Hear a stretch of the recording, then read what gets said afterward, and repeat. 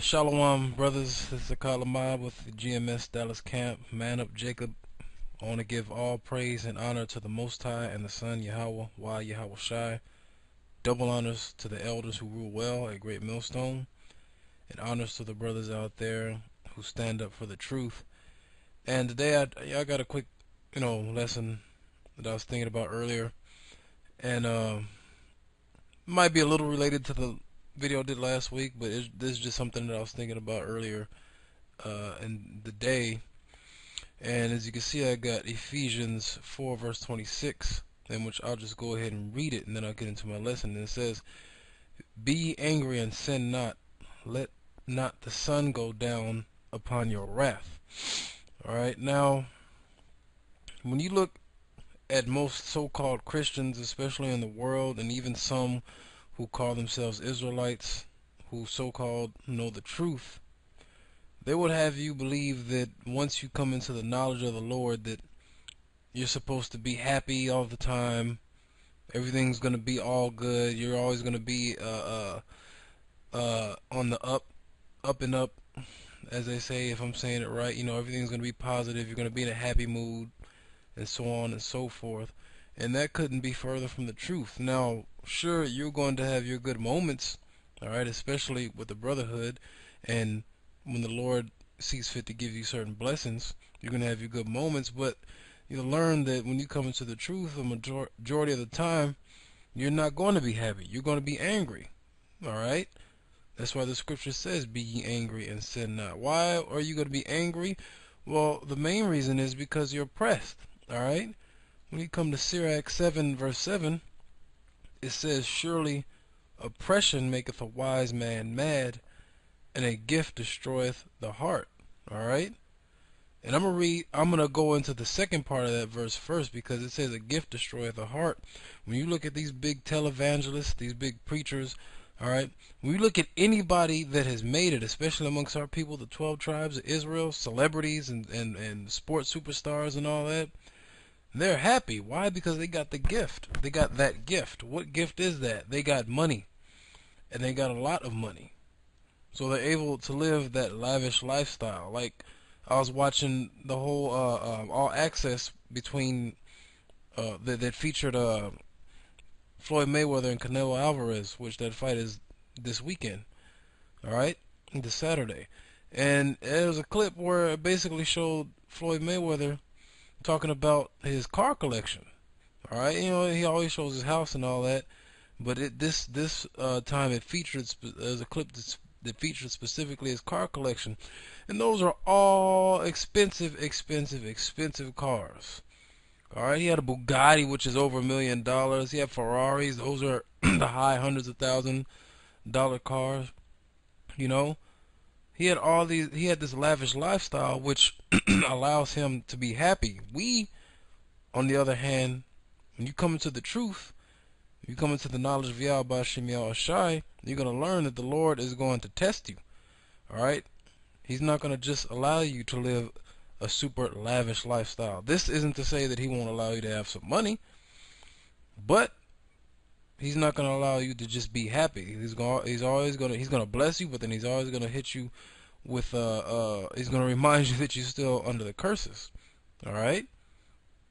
So that's not going on with these people who would have you coming back to who those who would call themselves Israelites, like this 14th Street homo, they call him.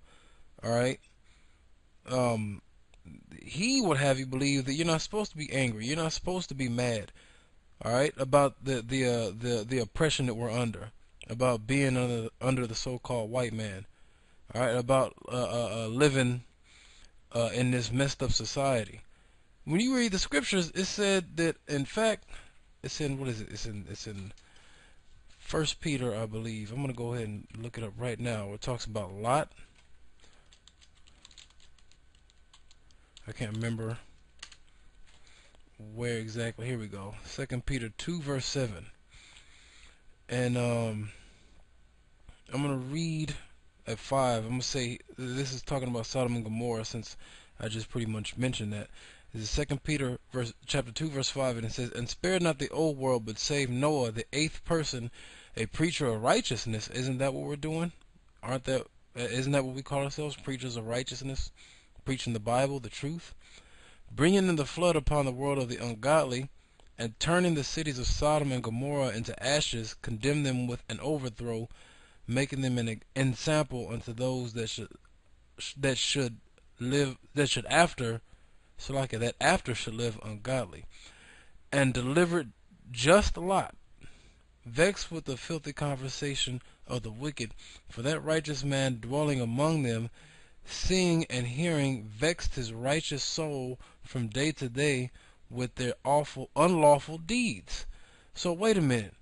When Lot was roaming in Sodom and Gomorrah, so like before it was destroyed, he was pissed off. He was mad because it was Sodom, Gomorrah, I believe one of Zoar, and those two other cities. It was 5 cities total, and they were all into all different types of homosexuality, bestiality, all kinds of freakish stuff that they were into, and Lot wasn't into that.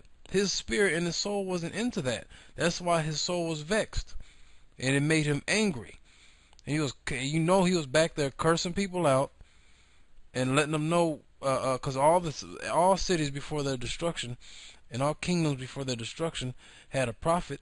All right, so he was cursing them out. All right, the scriptures don't specifically say he was out there prophesying, but you better believe, because he was vexed with the filthy conversation.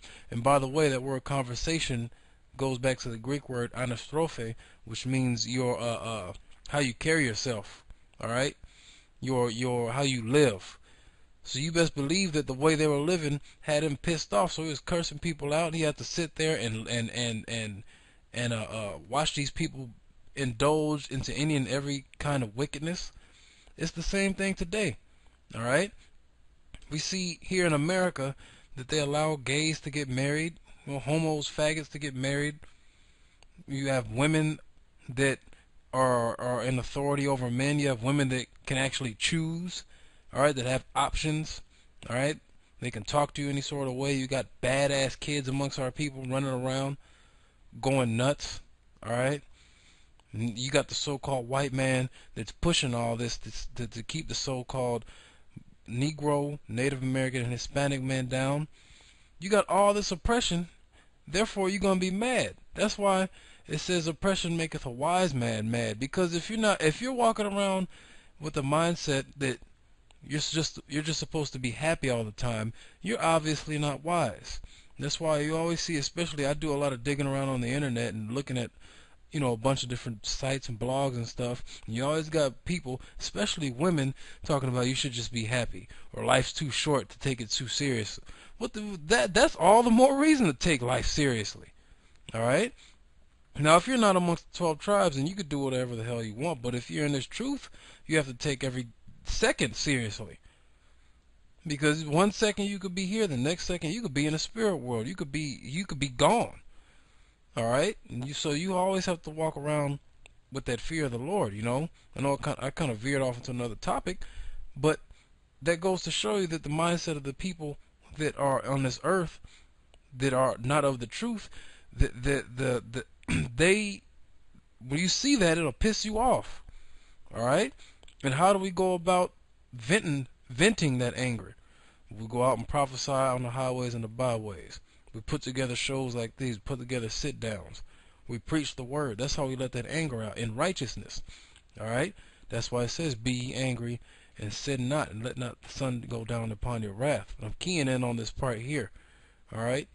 Be ye angry and sin not. Now it says here, let not the sun go down upon your wrath, which is going into basically, hey, within the brotherhood, you have brothers that clash sometimes. All right? But you can't hold grudges. All right. If you got something kind of beef or contention with a brother, you go and you hash it out and you let it go. All right. That's what it's talking about when it says let not the sun go down upon your wrath. All right. But coming back to be angry and sin not, there's just one more point I want to make, and then I pretty much want to close this out. But when you look at Job caught holy hell from the Most High. When you read the book of Job, the first 3 chapters, the Most High pretty much sick Satan on the Most High and Satan had a wager pretty much to see whether or not if Job caught purely hell that he would curse the name of the Most High. All right. So the Most High said, "Okay, we'll go test him out." And so pretty much Satan, by orders of Yahweh Bashem Yahushai, put pure hell on Job, took his family out, took all his wealth, took all he had his woman turning on him and tripping. But what did it say when you read those chapters? It said, "In all that Job never sinned with his lips." What does that mean? He didn't curse the Most High. His woman said, why are you holding on to your integrity? Just curse the Most High and die. I'm loosely paraphrasing. His woman told him to do that. Alright? And you would think, catching that much hell that he did, I'm not going to sit here and say that he had the right to curse the Most High out, because nobody has the right to curse the Most High out. But catching all that hell that he did, it could have happened. Alright? The possibility was there. Let's just be real. You catching all that hell, you might snap. Alright? And do something stupid. But the Lord had a strong spirit on Job, and he did not curse the Most High. Alright? And guess what? And you keep reading all those, 40, 41 chapters. At the end of the day, because Job maintained his integrity and accepted the good and the bad from Yahweh Bashem Yahushai, he got everything back that he lost, and then some. Alright? Got it back multifold. Alright? So pretty much, the moral of the story, as they say, is yes, you can be angry. Alright? Yes, you're going to be angry. You be a fool not to be angry in this captivity. But at the end of the day, don't let that cause you to go off and do something stupid. And especially don't let that cause you to go off and curse the Most High. That's the last. I'm not even going to say that's the last thing you want to do. You don't want to do that at all. Alright? So with that, Lord willing, there was some edification that came from that. Till the next show, Shalom.